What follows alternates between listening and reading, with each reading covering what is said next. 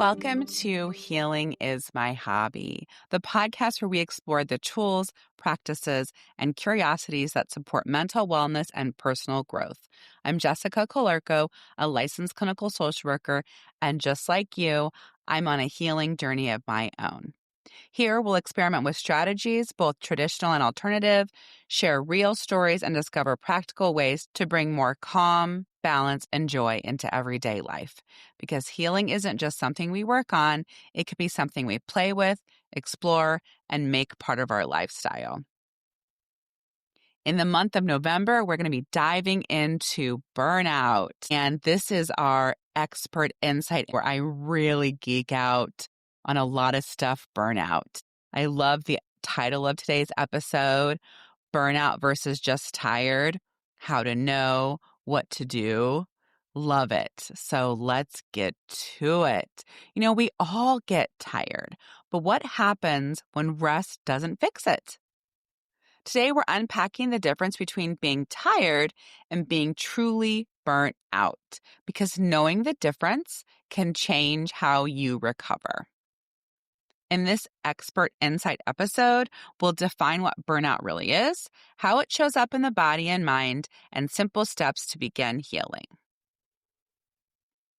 Let's start with being tired, something I know all of us experience. Tiredness is a normal, short-term state of fatigue that happens after exertion, stress, or lack of sleep. Maybe you've had a string of late nights, a big project at work, or a weekend full of travel and social events. Your body and mind are asking for recovery time. The key difference here is that rest works.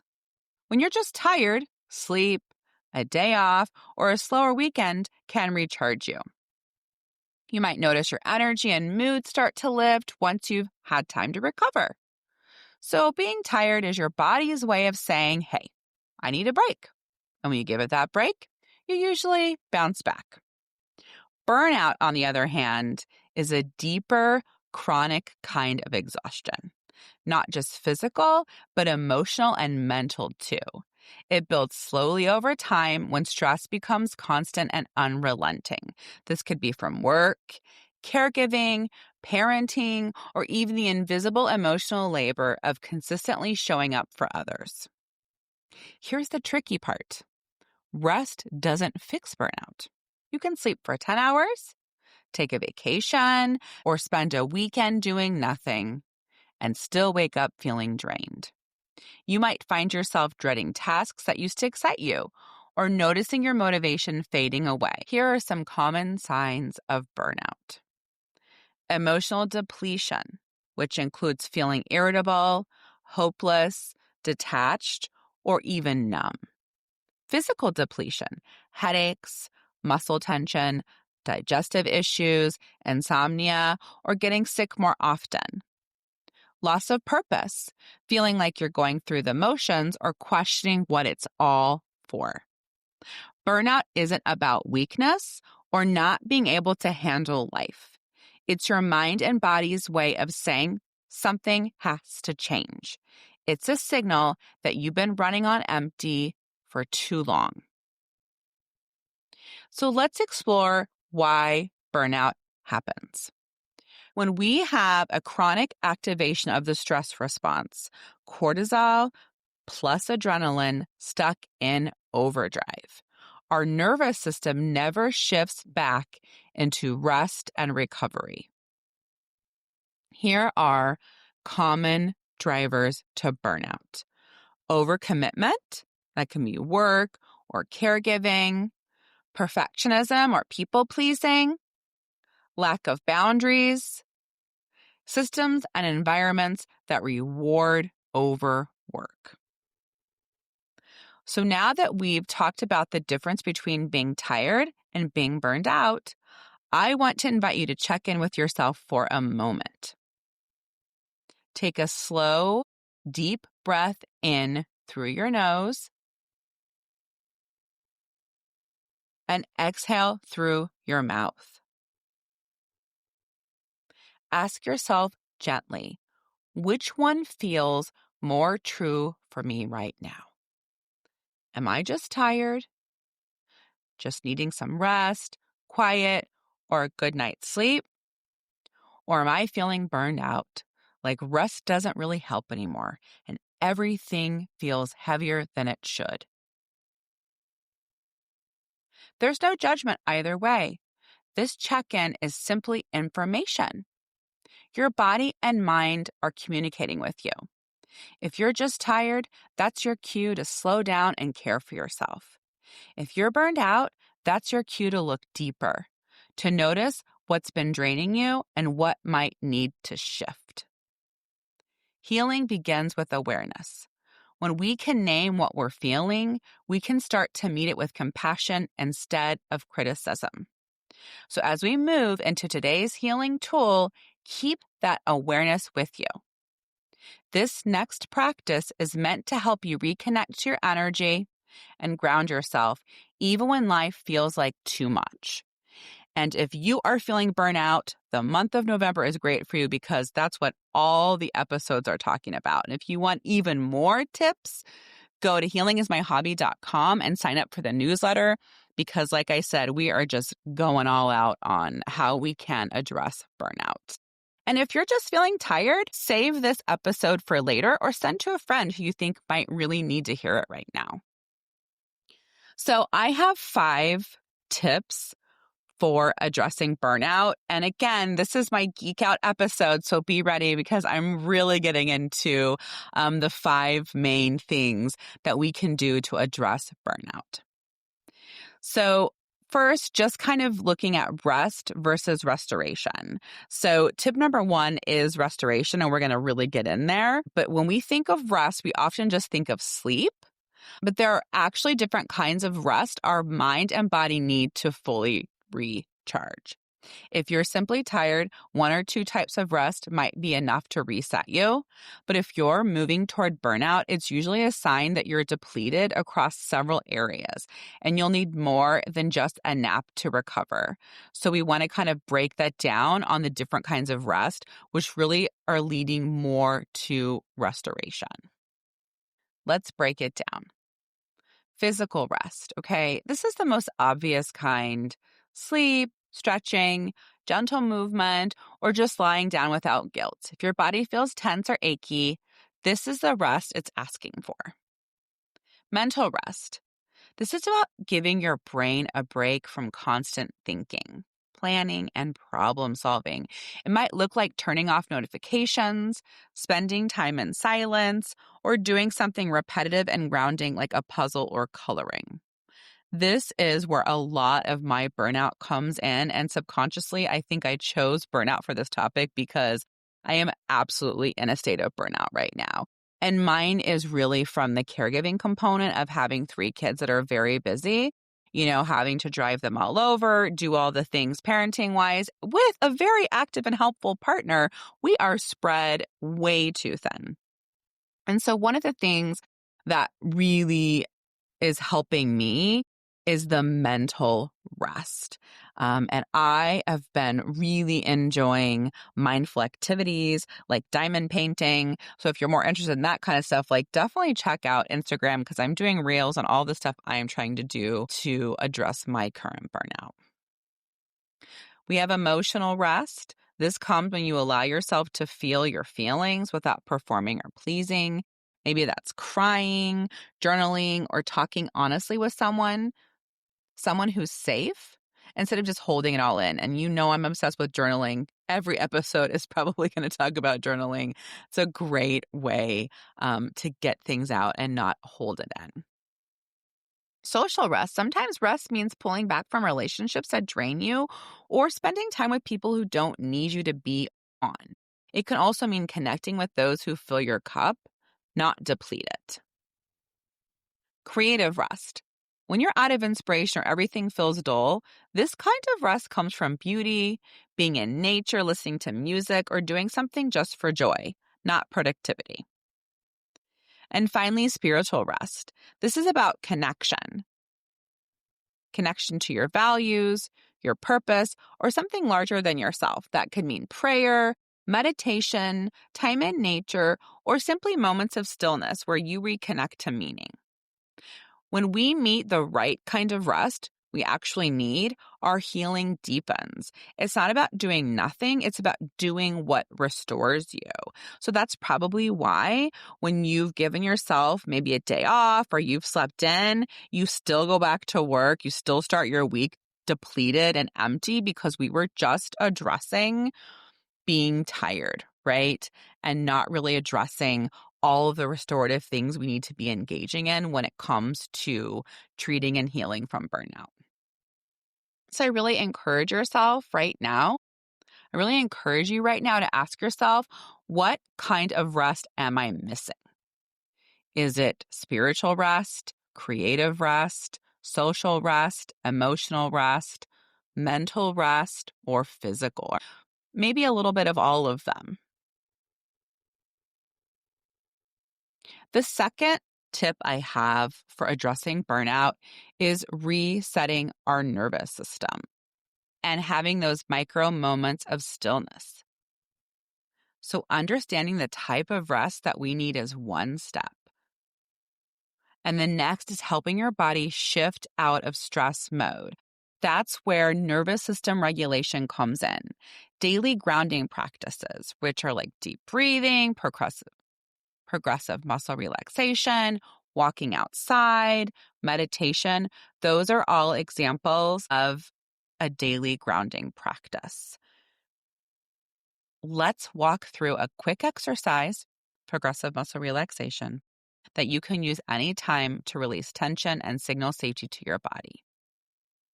Progressive muscle relaxation resets the nervous system. It helps regulate your nervous system by teaching your body the difference between tension and release. When we're stressed or burned out, our muscles stay subtly contracted. Our shoulders lift, our jaw tightens, our stomach holds, and over time, our body forgets how to relax. This constant tension keeps the sympathetic nervous system, the fight or flight response, switched on. By intentionally tensing and releasing each muscle group, we're sending a physical signal to our brain that it's safe to shift into the parasympathetic state, the rest and digest mode. That shift slows your heart rate, deepens your breathing, and lowers cortisol levels. Essentially, you're teaching your body you can exhale now. You're safe.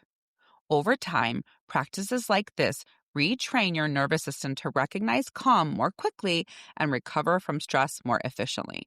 So, before I got into it, I had to be a total nerd and describe how it helps you. So, here we go. If you can, find a comfortable place to sit or lie down. Let your hands rest softly on your lap or by your sides. Take a slow, deep breath in through your nose and exhale slowly through your mouth. And let's begin. Start by bringing your attention to your feet.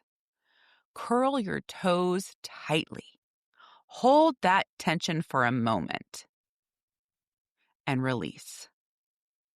Notice the difference between tension and letting go.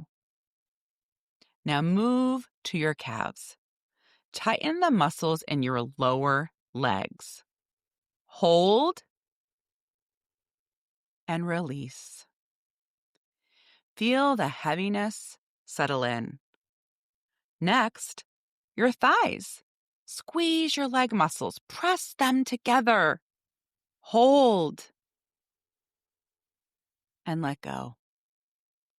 Feel the support beneath you. Let's bring your attention to your stomach and lower back. Gently pull your belly in, thinking of your belly button going to your spine. Hold that tension. And then release. Let your breath flow freely again.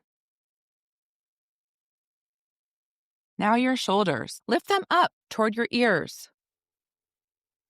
Hold and exhale as you let them drop.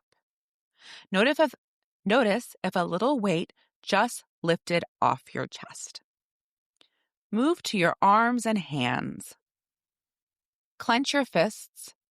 Hold for a moment and release. Feel your fingers open, soft and relaxed. Finally, bring your attention to your face and jaw. Tighten your jaw and squint your eyes just a bit. And then let everything soften. Let your tongue rest gently. Your face relax completely. Take one more deep, cleansing breath in through your nose and sigh out through your mouth. Let yourself simply be here, calm, grounded, at ease. You might notice a little more space in your body, a little more softness in your breath. This is what your nervous system feels like when it's allowed to rest. A few minutes of intentional release can remind your body what safety and ease feel like. Let's look more into those micro moments.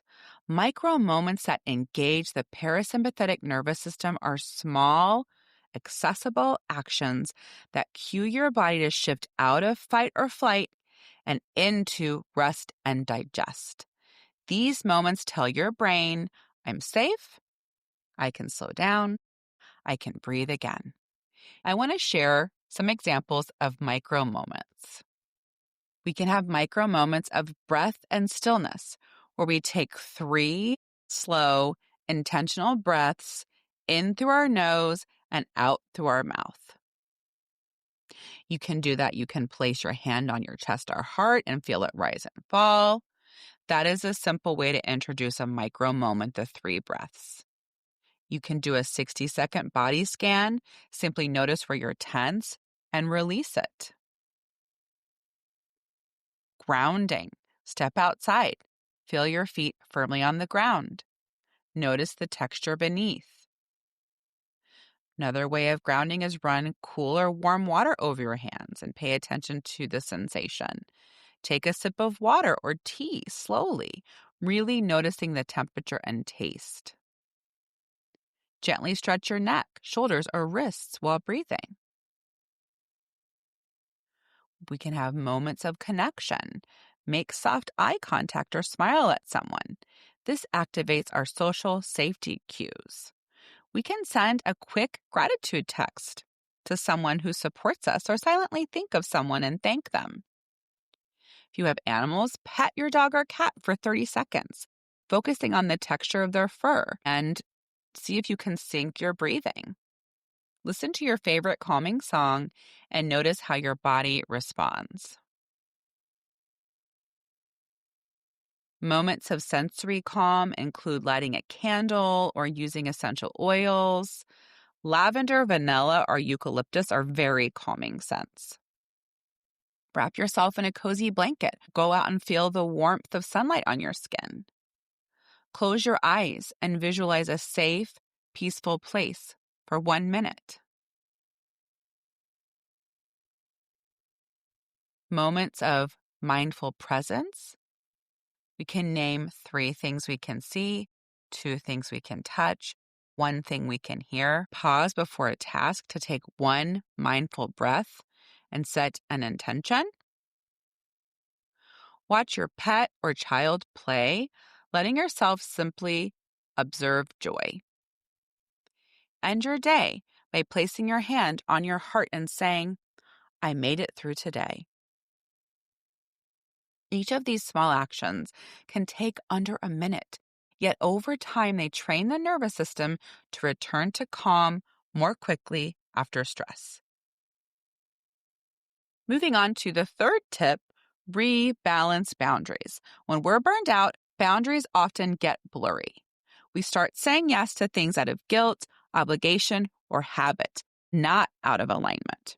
Over time, that constant overextension drains our energy reserves.